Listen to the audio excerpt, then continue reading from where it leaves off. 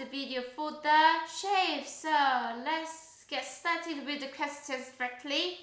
So first one, I've got some quiz. So now let's quickly answer my statement. So I'm a 2D shape and irregular polygon with 4 sides, and my opposite sides are equal, and my 4 angles are right angle. So what shape is this? So this is the rectangle. That now I'm a 3D shape and I can roll. That means the base is circular, right? And I've got 2 circles and a rectangle. My side faces a rectangle. That means that's a prism, right? So prism with a circular base is called a cylinder. Next one, I'm a 2D shape and I'm a regular polygon. Oh, then 6 sides and 6 angles. We know that this is a hexagon, so we can say regular hexagon. Then next one is a 3D shape with 5 faces, and 4 of my faces are triangle, and then base is a square. So this is a square base, the 3D shape. And then if your side faces are triangular, that means it's a pyramid, right? So we can think that this is the square-based pyramid. So the clue is that the bases are the square and then side faces are triangle. Next one is I'm a 3D shape is irregular polygon. Then I have 6 faces. Number of faces is the 6 and opposite faces are equal. That means it's a prism. Then the 12 edges, 8 corners. You know the relationship between the number of sides of the base and the faces and corner. So now we can think that when it comes to the face, as the faces always add up to 2 more, that means if the base is a 4-sided shape, then since it's irregular, that's why it's not a square. So we can say this is a rectangular prism. Now, I'm a 3D shape and I will not roll, so it's not circular based. Then I have 5 faces, and then 2 of my faces are triangle. Oh, you can see that triangular and 3 are rectangle. How did you notice that? Is when the 2 of my faces, that is a base, right? I've got 2 base and it's triangle, and my side face is a rectangle. That we can see that prism has got a side face as a rectangle, so this is a triangular prism. I'm a 2D shape and irregular polygon. So then 2 of my 3 sides, that means I've got total 3 sides.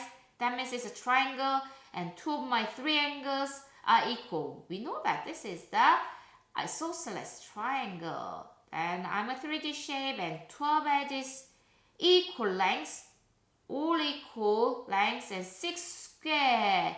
So I'm 3D shape with all my faces square. This is a very special one. We know that that is cube. Then last question is I'm a 2D shape and has 2 pair of adjacent equal sides and 1 pair of equal angles and 1 lines of symmetry, and no rotational symmetry. So what shape am I? So now we know that only a few quadrilaterals has got 1 lines of symmetry. That was isosceles trapezium and the kite, right? So it can be either isosceles trapezium or kite. Then we know that since it has got adjacent equal sides, that means it's a kite. Now, have a look at this one. So find the value of x and y. Then, first of all, identify the shape. Then we know that it's a regular pentagon. Regular polygon is all the sides and all the angles the same. So we know that these 2 sides are 17, right? So 3x plus 5 is 17. So 3x is 12. So your x is 4. Then the last side is 2y minus 9 is 17. So we know that 2y equals 26. So y is 13. Now here let's find the angles, angle question. So first one, identify the shape. What quadrilateral is this? So this is two pair of parallel lines. So we notice that this is the parallelogram. Then the main characteristics of the parallelogram in terms of the angle is opposite angles are the same, right? So we can see that opposite angles are exactly the same. Then now we can use this information to come up with the equation, right? So let's see if we add up all the four angles, that gives you a 360, right? So 4x minus 6 add up 5x plus 15, yeah? Then we also know that these are the half of the 360 because two angles are the same, right? So let's simply write down this is 180 instead of keep writing down other two angles, okay? Then now let's collect the like terms. So we got 9x and the numbers is 180. Then 9x equals 171, right? Then let's divide by 9 and x is 19. So our answer is 19. Then this one, identify the shape. You can see this is isosceles triangle. Then we need to find the angles. Two other angles are the same, right? So we see that the other angle is 3x plus 10. Then now what we need to do is let's add all the angles together. That gives you 180. Or we can say just 180 take away 40 can be the other two angles, right? 2 times 3x plus 10, yeah, two identical angles add up to 140. Then now we know that 6x plus 20 is 140, 6x is 120 and x is 20. 20 is our answer. Now another angle question. So we've got two polygons. One is a square and one is equilateral triangle. So now what we need to do is think about the characteristics of squares or right angle, that all the sides are equal. They also know that equilateral triangle has a 60 as a one interior angle. Then now, do you think you can identify x? You can calculate the x. Yes, right, because can you see the small quadrilaterals between the triangle and then square, right? Then now all the angles of the quadrilateral is always 360. Then we know that this angle is 100 because the straight line add up to 180. Then now see, we got 100 and then 60 and the right angle 90. Then we've got missing value, all add up to 360 because these are quadrilateral. Then now when we add up, this is 250 plus x equals 360. So x is 110.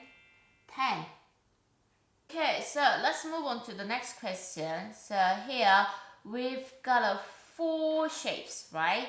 And then now which 2 statements below are false? So we've got 5 statements, then 2 of the statement is false for everything. So now let's figure it out. The first statement, that the 2 smallest angles in the triangle must both be less than 90 degrees. Is it true? Yes, this is true. Let's draw the triangle. Then this is the obtuse triangle. Obtuse triangle means one of the angles of the triangle is more than 90 degrees, right? So the biggest one is more than 90 degrees. That means the other 2 angles, some of the other 2 angles must be less than 90, right? That's why this is true for the obtuse angle, the triangle. Second statement is that the triangle is only irregular shape of the 4. So let's see, we got square. Yes, this is a regular perpendicular. No, this is not a regular shape. So that's why this statement is a false. So we can say we found one statement that is false. Then the next one, only one of the 4 shapes has a side that is perpendicular to other sides. So when the sides are perpendicular, that means they've got a right angle, right? So let's see. Squares got right angle. That's true. True for the square. Parallelogram, no right angle. So this is not. And regular heptagon, no right angle. Obtuse angle, the triangle, no right angle. So we can only see one shape has got a perpendicular to each other, right? So this is a true. Then now all four shapes are polygons. That's true, right? Then three of the four shapes are quadrilaterals. So quadrilaterals are four-sided shape. Let's see. So now squares are quadrilateral, parallelogram quadrilateral, hexagon is not, and then triangle is not. So only two of the four shapes are quadrilateral. So it's false. Okay, so look at this question. So we've got a very big, what shape is this very big hexagon, right? The inside the hexagon, we've got a small hexagons and some of triangles, right? So the final goal is we need to find the fraction. So fraction of a hexagon is what fraction of a hexagon is shaded. We need to find the fraction of the shaded part, right? So when it comes to the fraction, always you need to focus on what is the total and then what is the shaded part. So just make sure that's the fraction, right? So what we need to do is we need to divide the big hexagon into the small part, because the shaded part, you can see it has got a small triangle and then one big hexagon. Then we need to make the shape into the small triangles. Then if we count how many triangles into the whole shape and how many triangles inside the shaded part, then we can figure out the fraction, right? So let's have a look at it. I'm going to divide the hexagon into the small 6 triangles. Then let's figure it out. First of all, let's see how many small hexagons can you see all together, because so I'm looking for the denominators of the fraction, that is the total, right? So let's talk about the total. So first of all, we know that hexagon, small hexagon has got 6 triangles, right? That now let's see how many small hexagons we can see all together, and then also how many small triangles outside of the small hexagon we can see. Then that can be the total number of the triangle, right? So now let's count.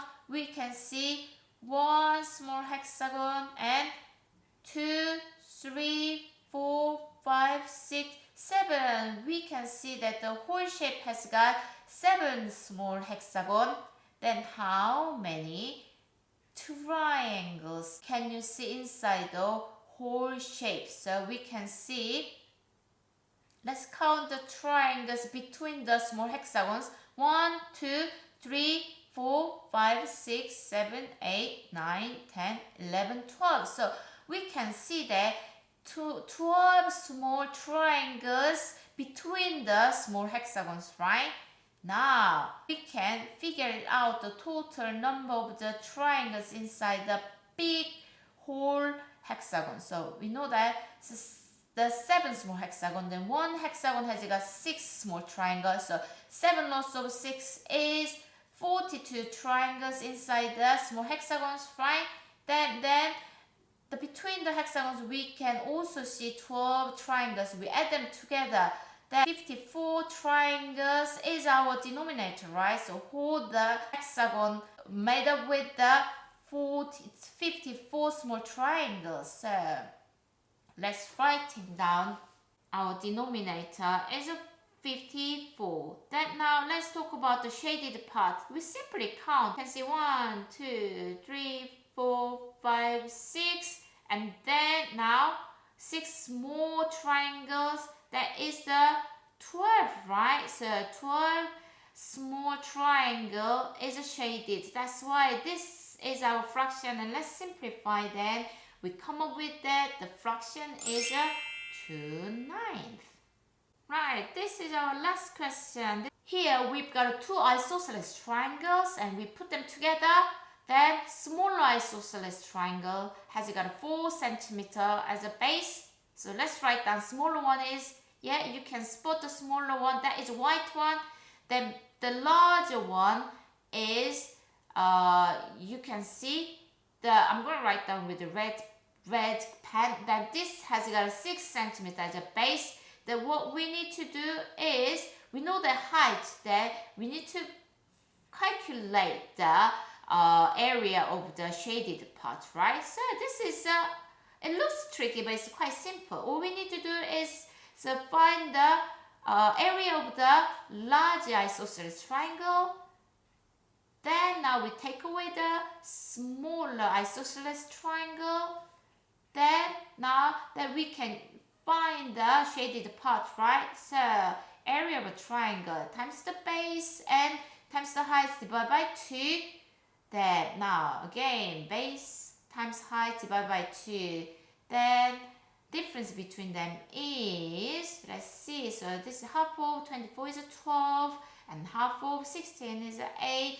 So we can see that the difference between them is a 4. So the shaded part, area of a shaded part is a 4 square centimeter.